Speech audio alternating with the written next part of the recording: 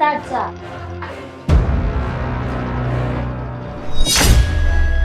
ব্যাস, অনেক হয়েছে। ওই দুই পয়সা চাকরানি, কি এমন হয়েছে? কি সব আজে বাজে কথা বলছিস? স্যার, এতক্ষণ ধরে আপনি আমাকে টাচ করছেন, বেয়াদবি করছেন আমার সাথে। আমি কিছু বলি না বলে আপনি যা খুশি তাই করবেন?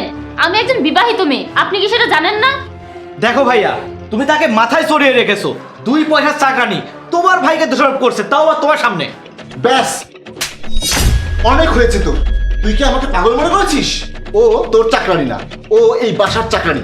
আর তুই ওকে 7 দিন কাজ করতে বলিস, ওর সাথে বেয়াদবি করিস। আরে তোকে তো আমার ভাই বলতে আমার লজ্জা করছে।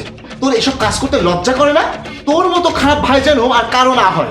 আরে ভাইয়া, তুমি আমাকে বিশ্বাস করো, এসব কিছুই না। এই মেয়ে মিথ্যা বলছে।